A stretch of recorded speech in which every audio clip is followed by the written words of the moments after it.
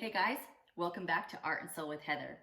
If you're new to my channel, thank you so much for stopping by and checking out my channel. I know there's countless places to get information from, and so the fact that you took time to check out my channel to hopefully get what you're looking for, thank you again so much. And again, I hope I provide you with what you're looking for.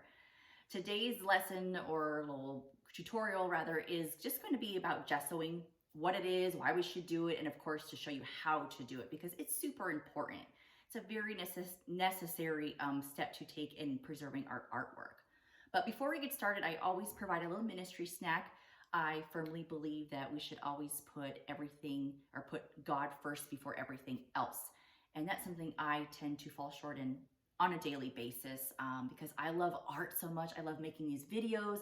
I love spending time with my family that I just tend to forget all the wonderful blessings that I have been blessed with and that are around me, to the point where I just forget where they come from and forget to acknowledge the fact that I have even been blessed. So these little ministry snacks for me really help me just stay in the Word and remain thankful and faithful to our Savior. So I hope they do the same for you. But today's Bible verse comes from the Gospel of John, chapter 12, verse 47. And it reads, "If anyone hears my words and does not keep them, I do not judge him. For I did not come to judge the world, but to save the world." Well, that's really good to know because I am guilty as charged. I have a very hard time not judging other people. Guys, I'm being really vulnerable right now and exposing my just areas where I fall short in. Actually, I'm vulnerable every time I share a Bible verse and tell you little, skeletons in my closets and dirty little secrets about what I struggle with. But I also think it's important to share with you too, because I'm human too, but I really am trying. But yes, judging is an area where I really fall short in. And so like if I go to Walmart and I see somebody wearing a thong and stilettos, I'm just kind of like, woo, passing a judgment. Somebody cuts me off on the highway, I pass a judgment. Someone says something really nasty to me, I tend to pass a judgment. And that's really wrong of me, guys. And it's so easy to wrongfully pass a judgment on somebody else because we sin differently. So because we don't do what they do, we tend to pass a judgment on what they do. And really nobody has any sort of position on judging anybody, regardless the level that we think it's good or really, not so bad or really horrible. Because when Christ came to this earth, he didn't come to judge anybody. That wasn't on his agenda. His primary focus was, oh my goodness, I've got, all these people are just, running in wicked ways. And I really want, my heart is so big for them. I want to save them. And so that was his focus for us, you guys. He could have clearly passed judgment on every single one of us. But again, he spared us from that because what was more important to him was saving us. So if we can exercise a little bit more awareness and be more like Christ and just be like, okay, since the one and only who has any position to do that didn't come to judge anybody, then maybe I shouldn't judge anybody either. It takes a lot of effort and awareness, guys, but the more we do it, the more better we feel, the better our mood becomes, the more someone else or more people want to be around us because we're not so bitter, we're not so angry, we're not this negative Nancy, And so it's just very important to walk in the light, in the path of our Savior, who sets the one and only primary, best example ever. But anyways, yeah, so that's my thoughts about this verse. It's just very helpful for me because I know, like I said, it's super easy to just pass judgment on somebody just because of what I saw them do or hear them say without realizing, well, maybe they said something because they've had a really bad day and that just kind of fell out of their mouth at the time and didn't mean it. Or maybe they were rushing to the hospital for something really horrible happening that I have nothing, I'm clueless about, So all these separate examples, rather we just need to pray for them, just wish them well, just, hope that they are, just walking in the same path as you as well. All right, guys. So let's get started with this gessoing. Gesso is really nothing less than a primer. Like you would prime your walls when you paint the walls in your house. Only this is like a primer for your artwork. And it provides, it just gives your project extra longevity. And it's great for oils and acrylics, basically any type of paint. But those are the most popular paints that would be used on the gesso. and it also helps the paint adhere to the surface. Basically, there are a lot of different varieties and colors and consistencies out there, because if you think about it, different artists have different wants and needs. So that is what is readily available to us for what we want and need at the time.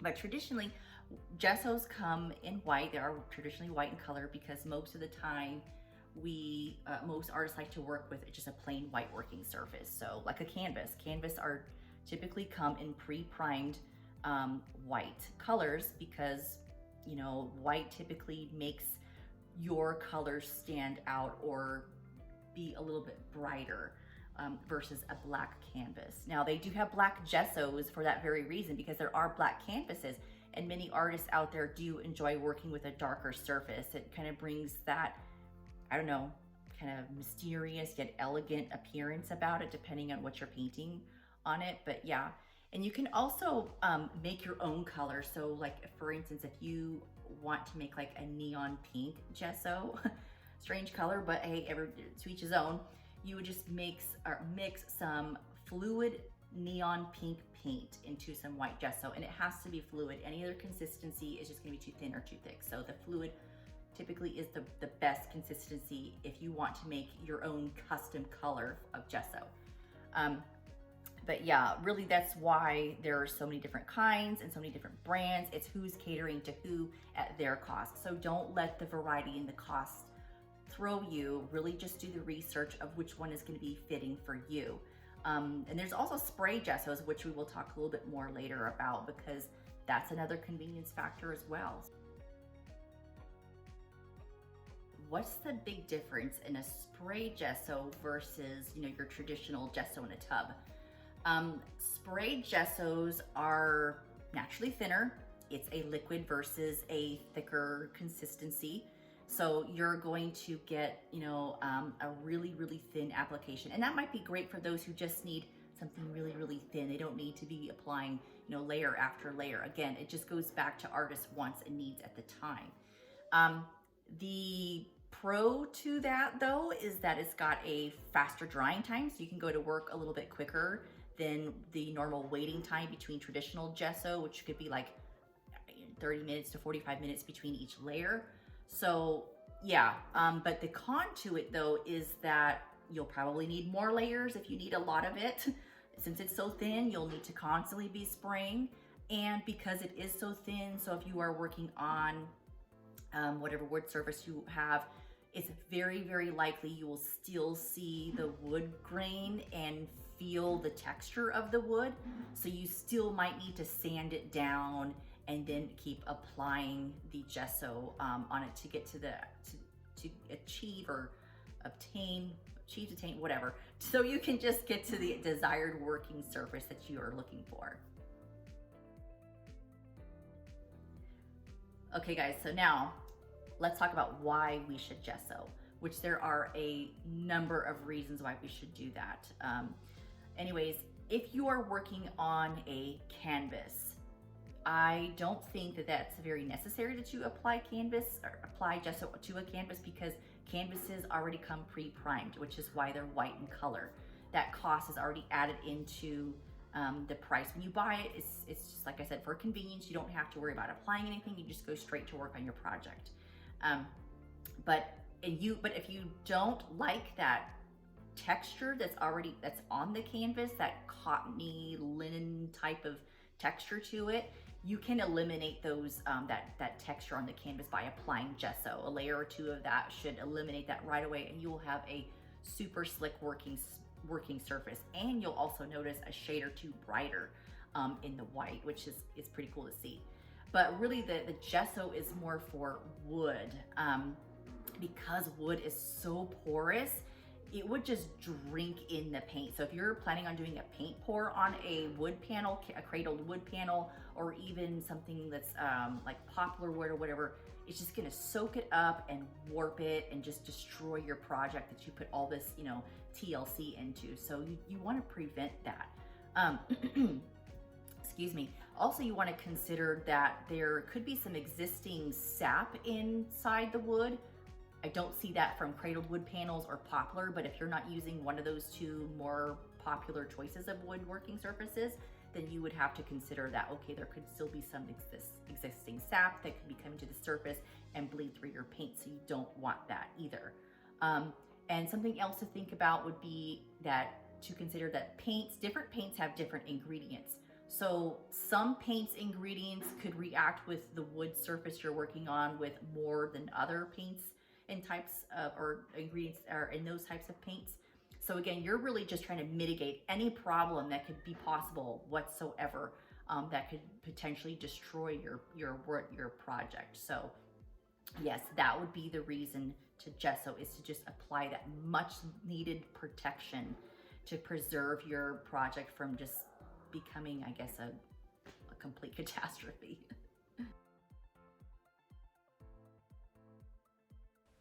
Okay, here we are, ready to start, but before we do, I want to quickly mention everything and give a brief explanation of it.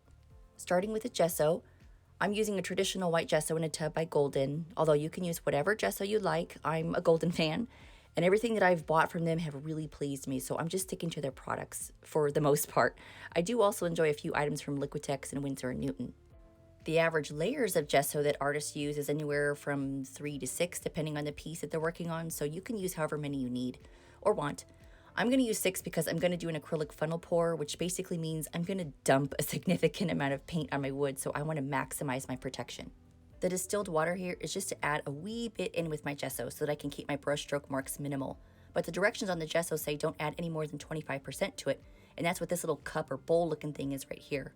It's actually a plastic cup that I had to cut down to make a bowl because I don't want to use any of my kitchen bowls. Anyway, by adding water, you may or may not need to add an extra layer of gesso due to slightly diluting it. I use distilled water in all my art projects that would need any water just because there's no minerals in there that could compromise my paints, grounds, or mediums. Next is a low viscosity medium or fluid medium, also by Golden, which is their GAC 100 or GAC 100. It's an acrylic sealer, primer, and extender, which makes a great prep coat to size your working surface before applying the gesso. It's highly recommended to size your working surface, which just means sealing your canvas fibers or wood or whatever you're working on and protecting them from deteriorating or breaking down over time. Now, traditionally, rabbit skin glue would be used, but it absorbs moisture from the air, which can expand and contract over time, which can cause the paint film to crack. Alternatively, you can use GAC 100, as I'm using, also GAC 400 or Gamblin PVA size to size your piece.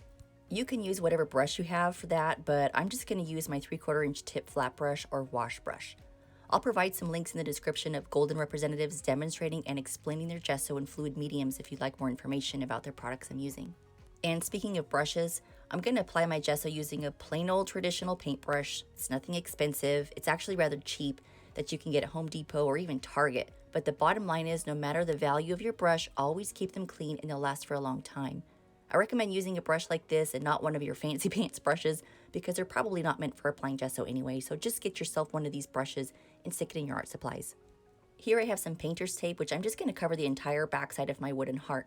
I want to keep the back cleaned from any gesso and or paint, which gives it a more professional look. The X-Acto knife is to trim away any excess painter's tape. You'll need some sandpaper too, and here I have some P100, which isn't the lowest grit, but it's not the highest either. This is to sand the wood down so that the gesso not only grips to my wood, but it's also highly recommended to sand each layer of gesso to keep the surface nice and smooth. Paper towels are always handy, at least I think so that's up to you to have nearby. Lastly is my wooden heart that my sweetheart husband cut out for me, which is pretty obvious what I'm going to put my gesso on. It's made out of poplar wood, and if you've never heard of it, it's spelled like the word popular, only there's no letter U. My husband works with wood a bit and gave me a couple neat gee whiz facts to pass along to you.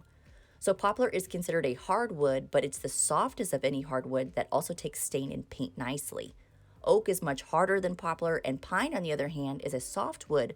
So just some neat ideas to consider should you choose to paint on wood. Oh guys, be sure you have some sort of drop cloth or appropriate working area to gesso whatever you're working on. Gloves are optional. I don't really get my hands that messy with it, but everyone's different. Okay, that pretty much covers it, so let's get started. Okay, so here's my heart all covered up on the backside. Now I'm taking my sandpaper and giving it a good rub-a-dub-dub to prep it for my GAC 100 and gesso. It's been sanded already, but I just wanted to show you that it's no big deal to do. Just make sure you get all exposed surfaces.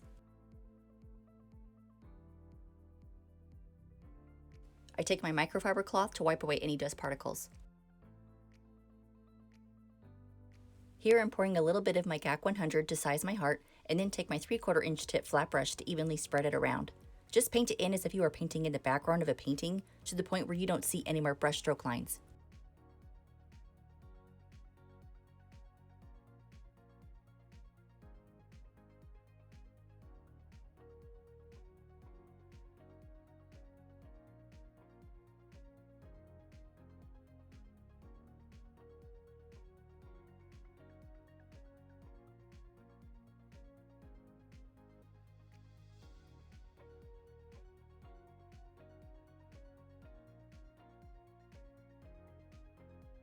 Now I'm just scooping a little bit of my gesso into my little cup bowl and then add a smidgen of distilled water to thin it down some.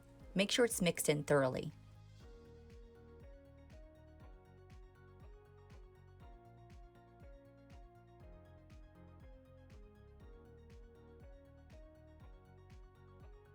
Notice I'm applying my gesso in one direction, which is horizontal, and of course I'm also covering my sides. Just make sure you leave each layer with clean brush strokes. Your working surface should look very uniform.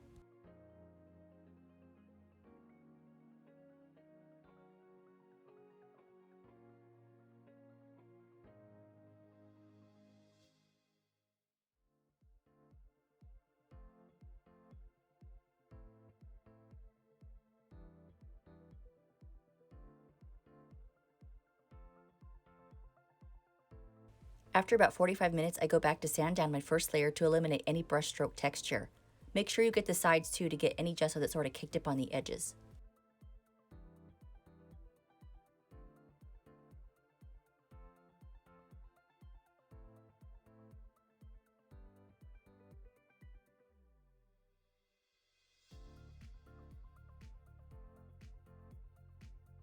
Again, I get my microfiber cloth to dust off any particles.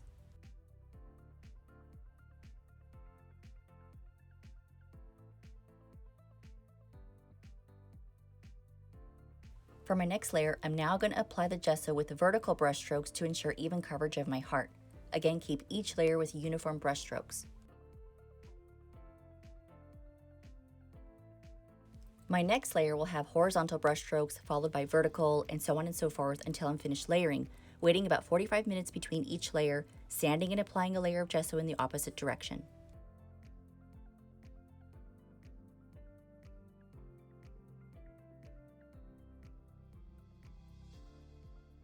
Well, here it is, 6 layers later. It has a very nice, smooth, bright white surface. You'll notice in the close-up my brushstroke lines are going vertically and horizontally, but the surface is absolutely smooth to the touch. Alrighty, that concludes this lesson. And if you liked the tutorial, please be sure to not only share it, but to also hit like and to subscribe for more videos. Also, if you have any questions or comments, please be sure to drop me a line. I'd love to hear from you. But more importantly, remember to thank God for this opportunity and always paint from the soul.